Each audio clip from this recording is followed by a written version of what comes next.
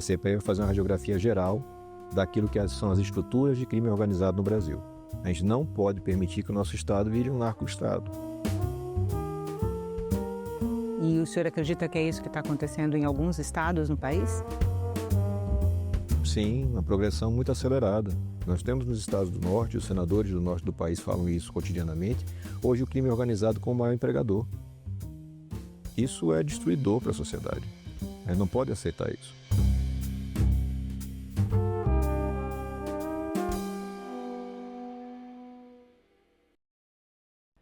Seja bem-vindo, senador Alessandro Vieira, muito obrigada pela presença. O senhor apresentou requerimento para a criação de uma CPI sobre o crime organizado. Qual a expectativa do senhor em relação à instalação dessa CPI e o desenvolvimento dela? A gente espera que a CPI seja instalada, tenha seu requerimento lido e a indicação dos líderes no mês de abril. O presidente Davi Alcolumbre manifestou apoio à CPI, mas pediu um prazo por conta do atraso que nós tivemos na votação do orçamento. É uma coisa razoável, que ele espere mais 30 dias para poder ter instalação. Senador, o requerimento propõe uma CPI com prazo de 120 dias, um orçamento limitado e há facções ou braços de facções do Amapá ao Rio Grande do Sul. Como que a CPI pode lidar com a extensão geográfica do problema que é o crime organizado no Brasil hoje? Não caindo no erro de tentar transformar a CPI numa delegacia de polícia. A CPI não está aí para criar mecanismos de investigação próprios. A gente tem que trazer os profissionais da segurança pública que estão na linha de frente, Ministério Público, Judiciário, polícias, sistema prisional, fazer uma radiografia completa do cenário que nós temos e mostrar também aquilo que vem funcionando, porque nós temos estados com bons indicadores.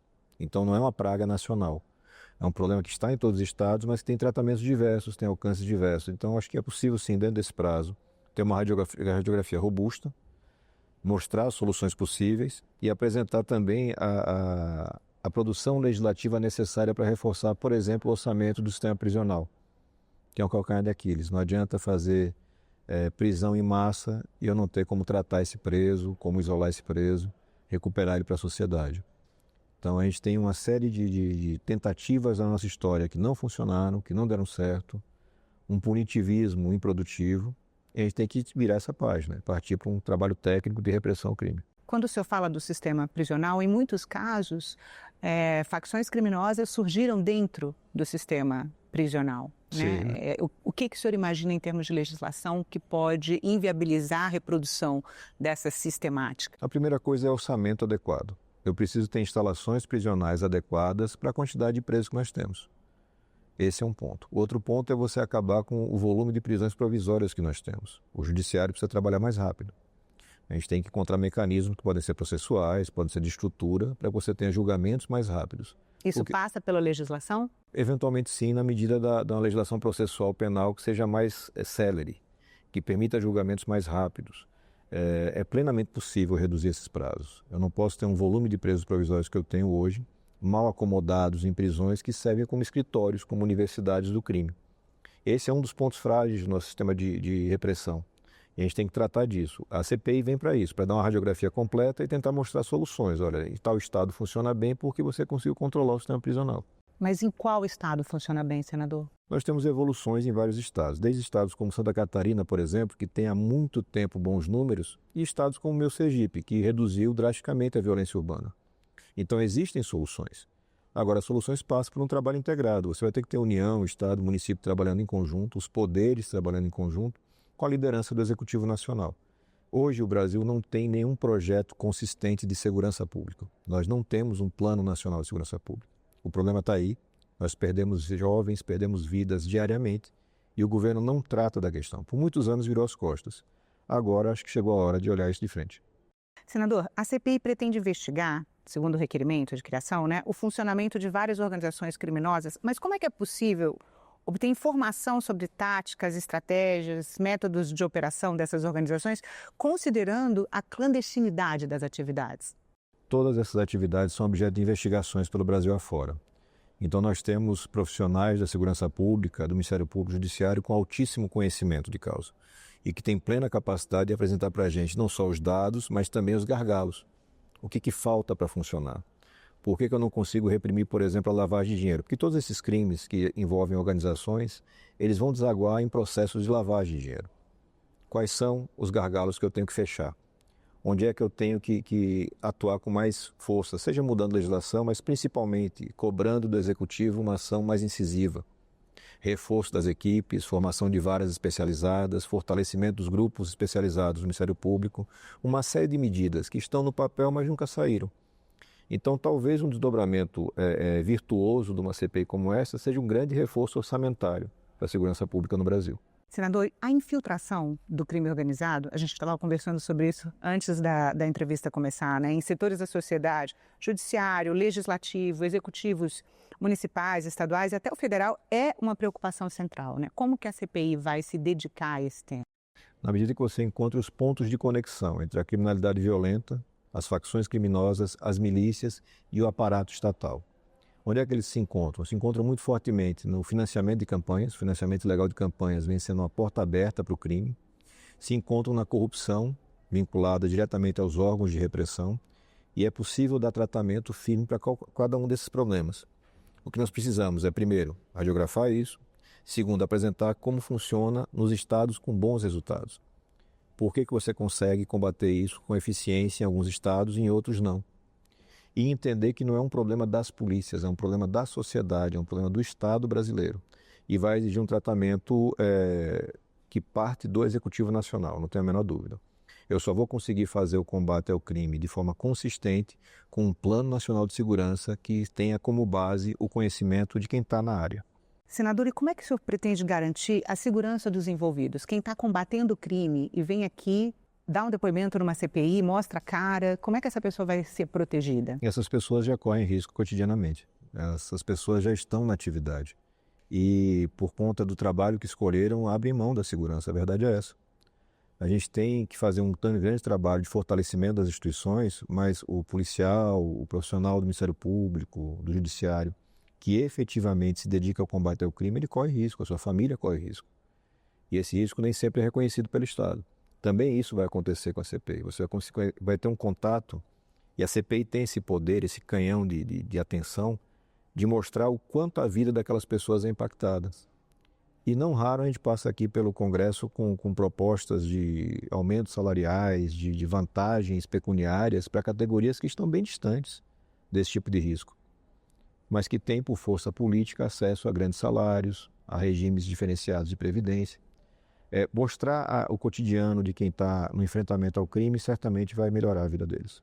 Uma das estratégias que o crime organizado usa tem sido a expulsão das pessoas das suas moradias, né? E Comando Vermelho, PCC. O que o Estado pode oferecer para essas pessoas em termos de proteção?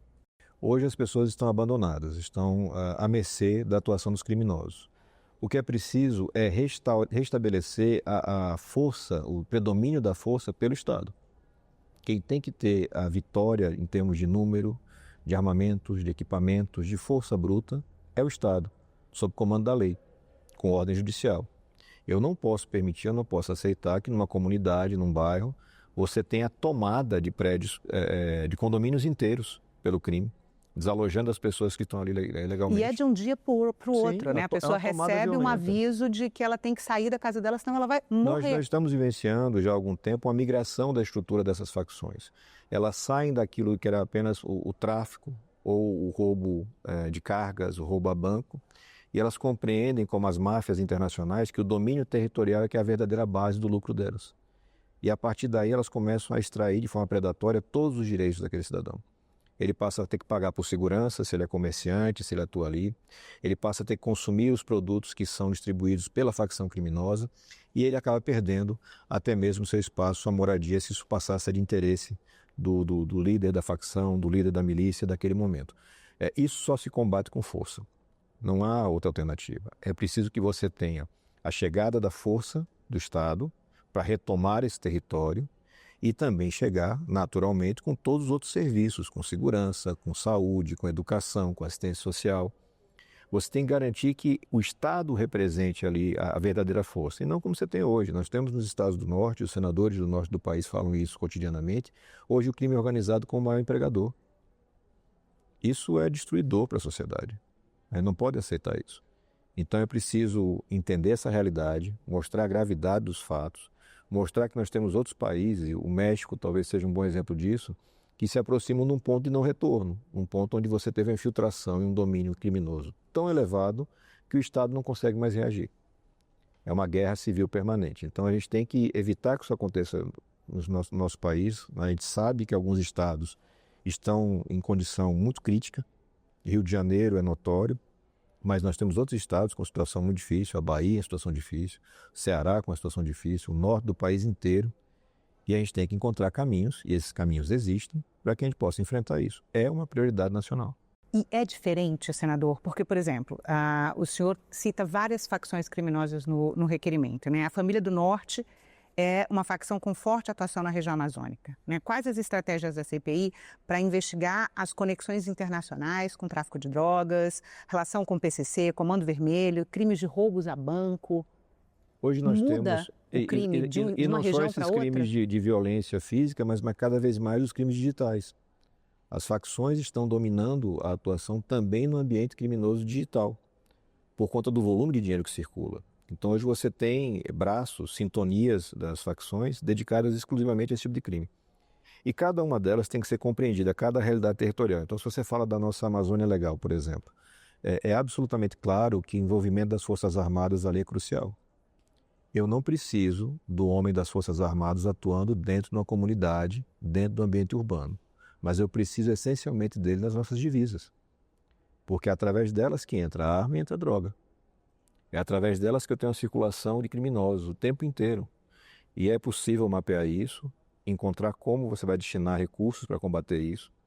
Quando eu falo na necessidade de um plano nacional de segurança, é com essa base.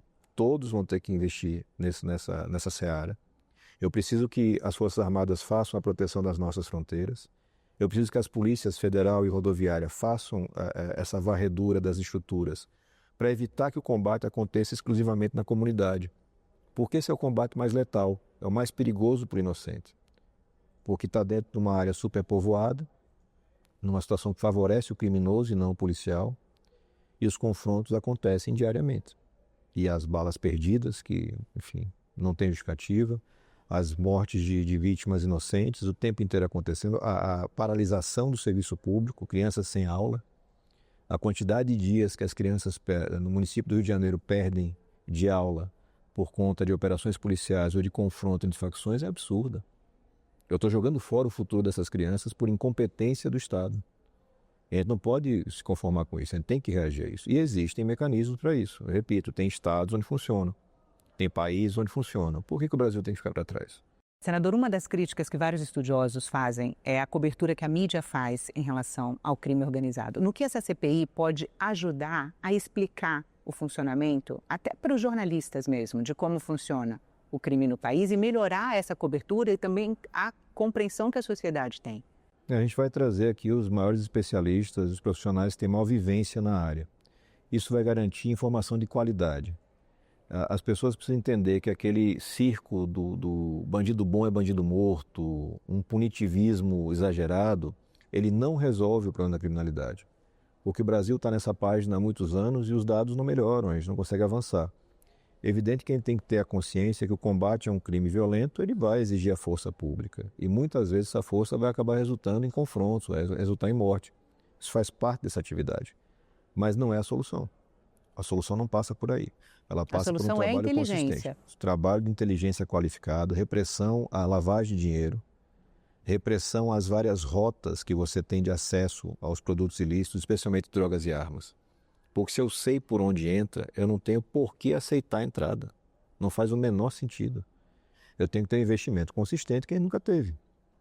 Qualificação, contratação de pessoal, equipamentos adequados e articulação com base no comando federal, para que você tenha a União assumindo essa missão. Foram muitos anos, muitas décadas, você jogando isso para os estados. A União colocando que não é problema dela, não preciso fazer nada, cruzo meus braços e só fico criticando.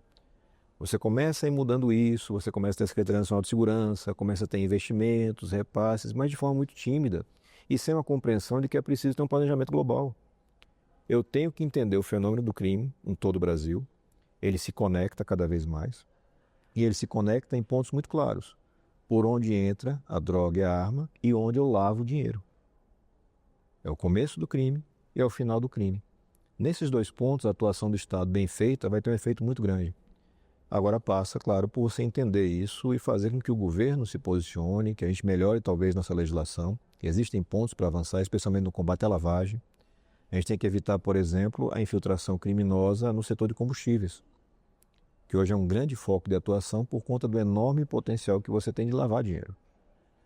Então, está detectado, já tem até projeto apresentado sobre o tema, mas tem que ter mais clareza, o cidadão entender e a partir daí ter apoio e aprovação. E a CPI tem alguma estratégia diferente da estratégia que os órgãos de investigação têm para se dedicar, por exemplo, à lavagem de dinheiro? A vantagem de uma CPI é que você não está envolvido no dia a dia. Eu que sou delegado de polícia, eu sei como acontece. Você pode até ter um planejamento, mas acontece naquele dia um fato, um crime, uma violência, e você para todo o planejamento e vai atender aquilo. A CPI não é para isso. A CPI vai fazer uma radiografia geral daquilo que são as estruturas de crime organizado no Brasil. Onde elas atuam, como elas atuam, quais são os pontos que a gente pode atacar com eficiência para reduzir essa incidência. A gente não pode permitir que o nosso Estado vire um narco-Estado, passe a ser dominado por essas milícias que cada vez mais ganham feições de máfia. E o senhor acredita que é isso que está acontecendo em alguns estados no país? Sim, uma progressão muito acelerada, porque você tem essa porta de entrada para o setor público, que é o financiamento ilegal de campanhas.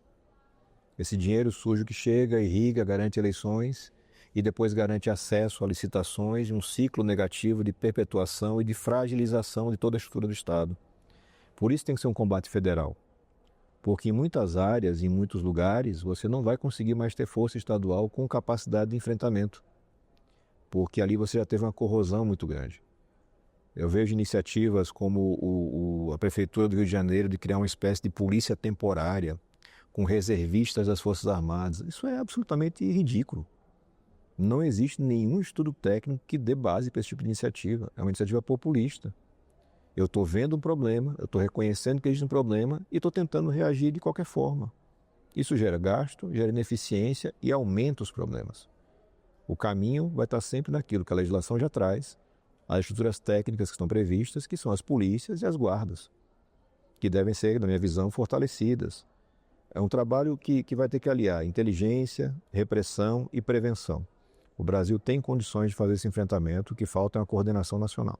Como o senhor lida com a esperança de que hoje o atual governo faça essa coordenação? Se não for pela compreensão da gravidade do problema, que seja pelo interesse eleitoral. Se não for por entender que o brasileiro precisa de segurança para tudo, porque se eu não tenho segurança, não adianta investir em educação, em saúde, em infraestrutura, porque o crime vai corroer isso tudo. A pessoa não vai poder usufruir disso. Então, se não for pela compreensão, que seja pelo medo do prejuízo eleitoral. Porque segurança pública vai ser um tema importante nas próximas eleições, nos estados e na eleição nacional. Então, eu acredito que o governo, de alguma forma, vai acordar para essa realidade. E o senhor fala na necessidade também de melhorar o arcabouço legal que Sim. trata do combate ao crime e transformar isso numa política de Estado federal? Sim, é absolutamente fundamental. Nós precisamos ter uma política com começo, meio e fim e financiamento adequado. Eu preciso ter o papel definido, uma coordenação estruturada, sem abrir mão do Pacto Federativo, respeitando a autonomia de cada Estado, mas colocando com clareza que tem que ter uma coordenação federal. Não adianta ter um Estado com a postura de xerife e política de enfrentamento e as vizinhanças numa política de tolerância. Isso não funciona, isso vai só criar conflitos e agravar cada vez mais a situação. Não há como ter uma saída sem uma coordenação federal que seja consistente, forte e que, ao mesmo tempo, respeite a independência dos estados. Senador, no requerimento o senhor faz um mapeamento das principais facções criminosas no Brasil, né? E eu queria pedir para o senhor detalhar um pouquinho cada uma delas e o que a CPI pretende fazer a respeito, né? Começando pelo PCC, o primeiro comando da capital.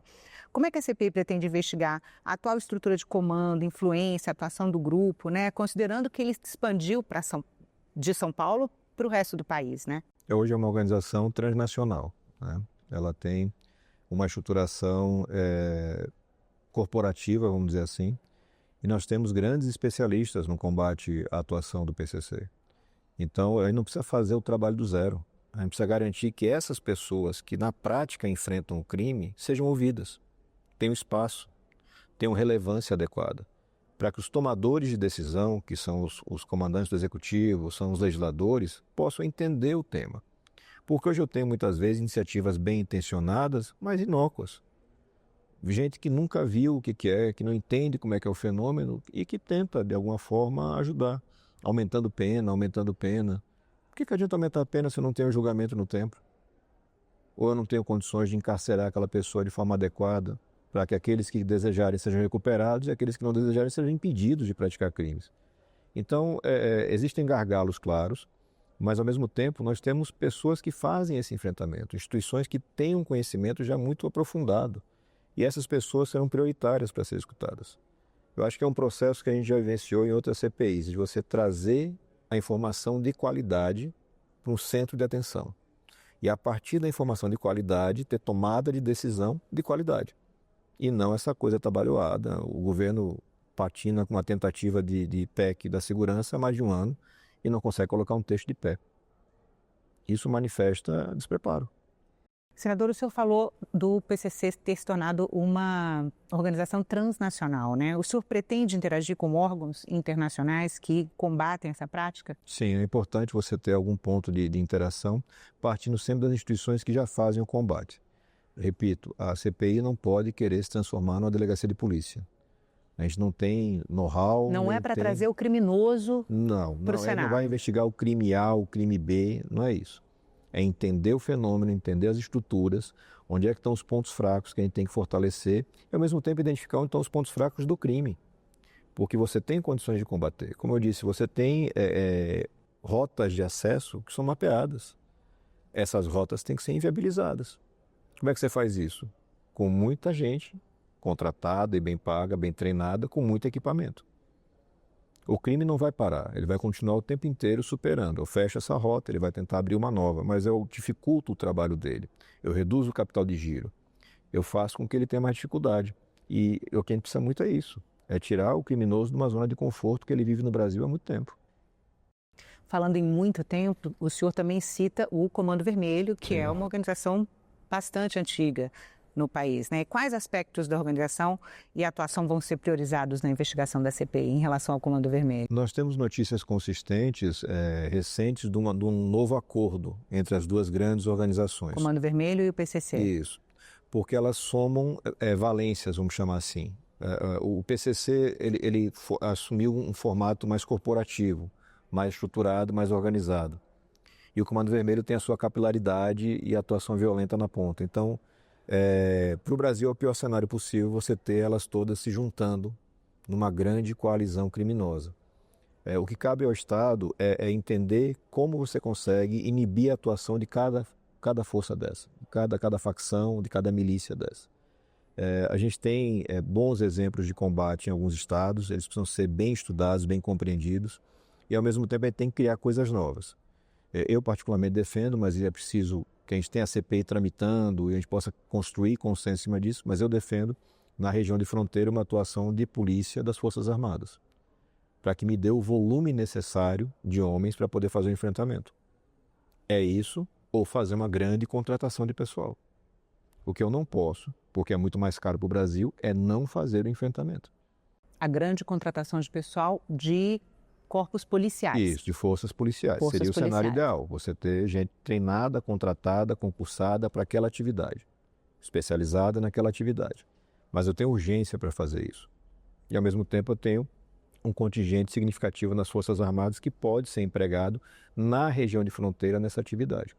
Isso demanda alteração legislativa, mas demanda antes disso a construção de um consenso. A CPI vem para isso também, vai ouvir as pessoas.